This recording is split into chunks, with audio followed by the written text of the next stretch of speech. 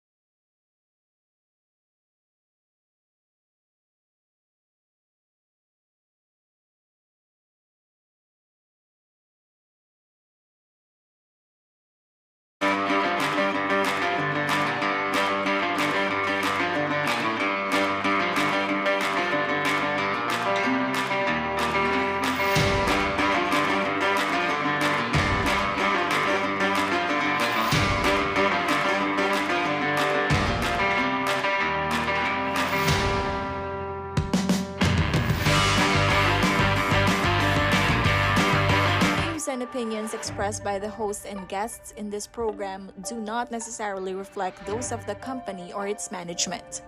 Viewer discretion is advised. Balitang balita, King Lapwat Kapampangan. Wentuda ring memalen emo dapat palampasan. Serbisyo publikong wasang-wasang. Digdo nakakabalen at gumising katutuan. Uling abak na balen. At 19 ng Agosto, mga kaibigan, Lunes! Kumusta na kayo po? Chedara, Kenny Malaus ka, Bapa, Koya, Ingkong, Kenny, Wasalangi ka pa. Kareni pong balitang-balita, serbisyo publiko ang aming pong hatid, mga kaibigan. Ito ho ang maagang public service program ng CLTV 36. Katuwang ho, mga kaibigan, itong ating pong malawak, totoo, malawak, ha? Na coverage sa Central Luzon, mga kaibigan. Shoutout dito sa mga maagang gumigising. Ready pong kekatan talatugi. Mag-umpisa po kening FB Live, hanggang po kening YouTube channel na ng CLTV 36. Opo, streaming tayo kayo muna naman po digital TV. Marami ho tayong mga followers dyan, ha? Pangulo, yung mga, ayan, nakasunod ho sa CLTV. Wow, balampin. Nadarinig kekatam talatugi. Doris Garcia, Maipabak. Juanita Alfonso Reyes, Presi Maniago, Suke, Kuya Joel Stephen Manalo. Mga kwento ho ninyo ang amin pong tinututukan ho dito. At syempre, mga kaibigan, dun ho sa mga, ayan, nakabantay ho sa mga balitang-balita, maagang maaga, sumisilip ano latest. Anong update natin dito sa ating panahon? Lalo na ho ngayong tag-ulan, mga kaibigan. Alam niyo ho baga, baloy po, kakaluguran. Agpangpuking pag-asa, ito ho raw, bear season. Siyempre, pagkatapos na nasa kalagitnaan na tayo ng Agosto, Lolori, pagka po sumampa daw ho itong bear season, mga kaibigan, mas lalo pa, mas pinatindi pa. Ito hong epekto ho raw ng El Niña. Malalakas na bagyo at mas matindi. Your Honor, hindi ko po alam.